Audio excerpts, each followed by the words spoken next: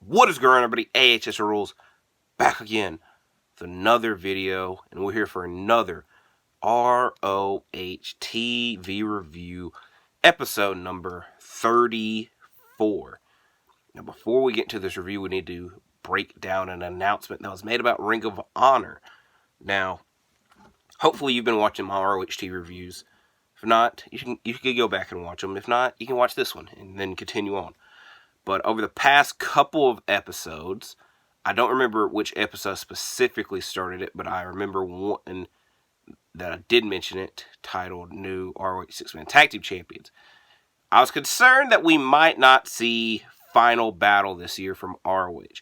Now, the reason I was concerned was AEW has been adding pay-per-views to their schedule, because they added All In this year, then the next month they had All Out, which is obviously a yearly thing, and then the month after they had Wrestle Dream, and then the month after they had Full Gear, which again, that's another, has already been a yearly thing, but then there was a rumor that they might be adding a December pay-per-view. So that's August, September, October, November, December, 5 straight months in which there's an AEW pay-per-view.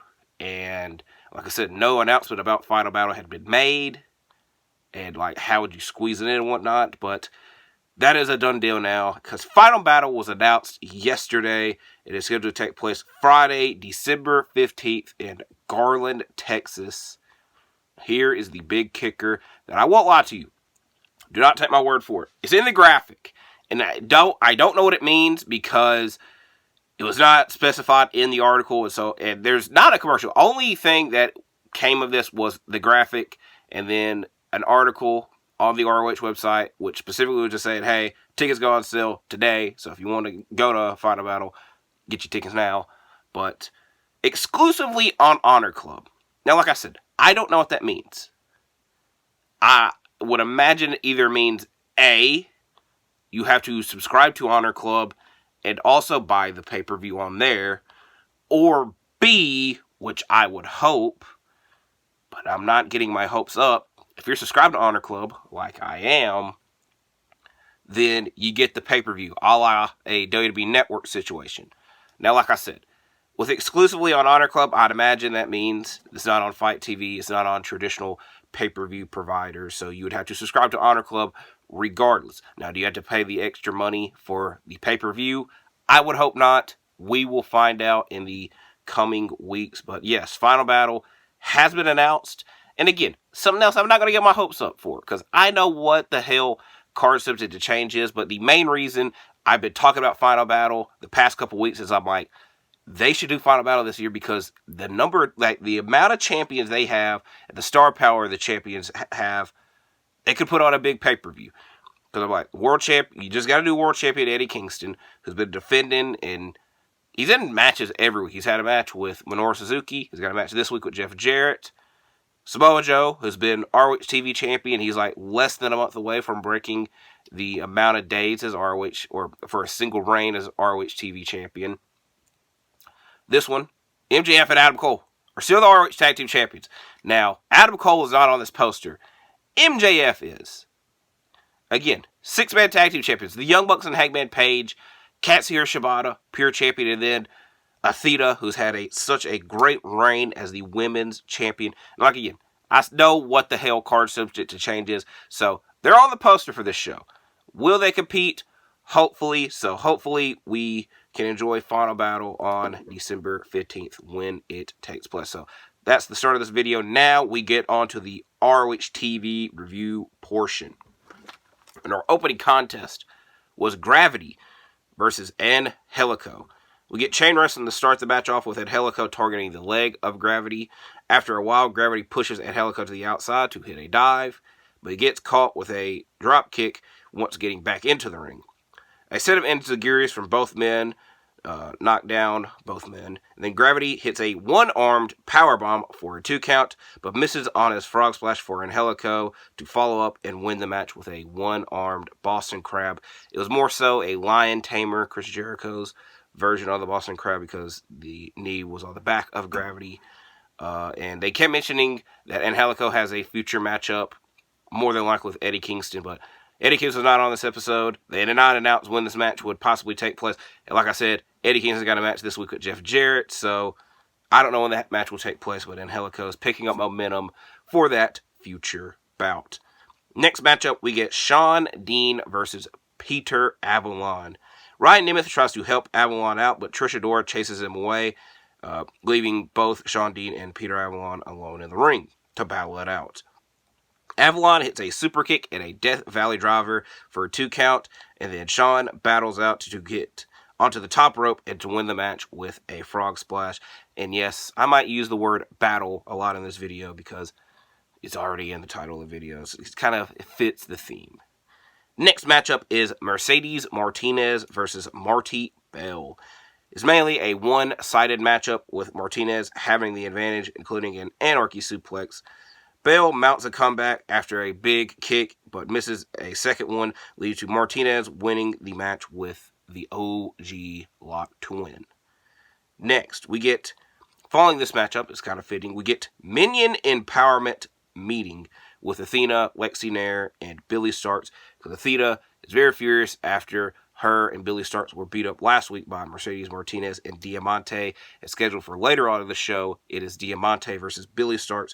And the meeting is mainly set up for Billie to hype up Billie Starkz and tell her she is the baddest one and that she needs to swing first when she is fighting Diamante. And there's a very good note mentioned in this is that Athena was kind of upset with her because she gave Diamante advice after their matchup months ago, and she's mad that a person that she gave advice to was used against her and it backfired. So it is what it is. So next matchup is a match that was announced last week, Tony Nese versus Ethan Page.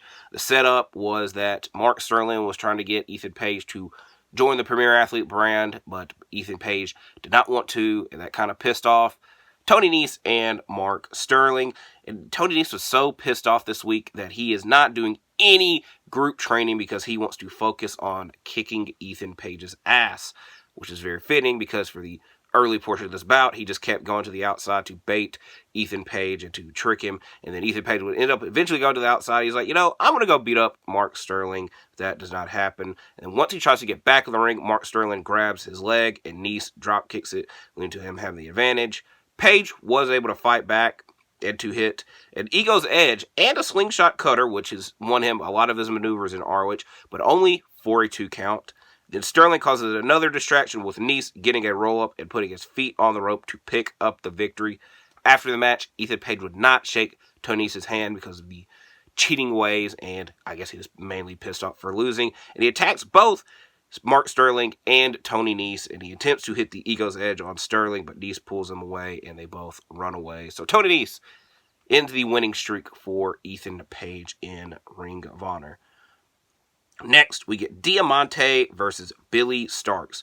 Starkz dives to the outside to start the match, but however, once they get back in the ring, Diamante dominates this matchup, and then seemingly out of nowhere, she attempts a wheelbarrow maneuver, and then Starkz reverses that to a roll-up, winning the matchup. Like I said, the moment the match was slowly, I'm not going to say slowly, but starting to pick up, Starkz won out of nowhere, and then it ends, we get a big brawl between Billie Starkz, Athena, Diamante, and Mercedes Martinez, which Athena brings chairs into the rings. That's when the referees intervene, and all 4 women are causing chaos. So Billie Starkz was able to get revenge on Diamante, but it's still unfinished business. Next matchup is a Pure Rules match that was set up last week between Pat Buck and Josh Woods. Last week, Mark Sterling tried to set up Pat Buck to be the coach to Josh Woods, but Josh Woods is like, I do not need a coach. And Pat Buck was like, well, you know what? I want to fight you then. The judges at ringside for this Pure Rules match are Jimmy Jacobs, Madison Rain, and Christopher Daniels. We get a leg lock by Woods, which uses up Joe. I almost called him Joe Buck. Joe Buck, this is actually hilarious, is the sports commentator. And he is the Monday Night Football sports commentator. I am not a big Joe Buck fan, and I hate that I just mentioned him, especially because the person in this matchup is Pat Buck. But Pat Buck uses his first rope break attempt after a leg lock with Josh Woods. Then Pat Buck pushes Woods into the ropes, which ends up using Woods' first rope break, which was a bit questionable. And then almost immediately he tries to suplex him and again pushes him to the rope, which he also uses his second rope break attempt. And the commentators are like, I don't know if that's true, but the referee had already decided it. And then Woods punches Pat Buck with a closed fist, getting the warning, but he kept the aggression going after that, and then he was able to win the match with an ankle lock. So Josh Woods continuing his winning ways in the pure division. Next matchup is Cole Carter and Griff Garrison versus Myron Reed and Ren Jones. I'll say this. I know Myron Reed from his MOW days. I don't know if he's still in MOW. I don't understand why the hell they aren't using him in a better platform. He was a security guard on Collision last week. Like, Myron Reed is pretty decent. And, you know, a lot of times when, like, people are on ROH that, like, aren't, guys, like, this matchup, for instance, a lot of times on ROH, there's matches where it's like, oh, so-and-so are in action. So in this case, it was Cole Carter and Griff Garrison are in action. And then they don't, like, properly announce who their opponents are. Like I said, I know Myron Reed. I don't know why he wasn't better used, but hopefully that improves. And again, this weekend, this is a plug to watch my Shooting the Breeze episode from yesterday. Myron Reed's got a big match in Impact because he's in a trios match, but that's besides the point. So this matchup was Cole Carter and Griff Garrison versus Myron Reed and Ren Jones. Prior to the match, in a backstage interview, it's Cole Carter, it's Griff Garrison, and Maria Kanellis, and they're asked, are they on the same page? And Griff Garrison, you know, was about to answer. Then Cole Carter interrupts to give Maria a gift. And the gift is a t-shirt that says, Hot Moms, Heart Wrestlers, because you get it. Cole Carter and Griff Garrison are wrestlers. And then Maria wears it to the ringside. But the question is still, are they on the same page? Garrison and Reed start the match, but quickly tag out. And Ren Jones hits a brainbuster on Carter. But what is not known is that Griff Garrison was able to make a sneak tag. And then Cole Carter hits an elevated DDT with Garrison getting the pinfall for the team. So Cole Carter and Griff Garrison pick up the victory in this match. Next, we get a Dalton Castle backstage interview that we've been getting for several weeks, which in this one in particular, he just says he wants to make the TV viewer happy. He wanted to target the TV title, but the past couple interviews he's done, he hasn't really said anything with the TV titles. He's just been talking about keeping the TV viewer, keeping the viewer at home happy, and he's not had a match in a while, so I don't know why, though. Now, I'll say it after this matchup. Allison Kay versus Kiera Hogan. It's back and forth early, and Hogan has some quick hip attacks until Kay lands a big lariat, and then Hogan pushes Kay off the top rope to get a drop kick and win the match with Face the Music. Now, after this matchup, we had 4 matches left, and they were quick as hell. Now, the other matches were normally timed, but these 4 matchups were just fast-paced, go, go, go. I don't know why. So, for these first 2, not much was wrote about, because like I said, they were quick as hell. The first one being the Righteous versus KM and Red Gordon. The Righteous attack before the bell starts and then win the matchup in seconds.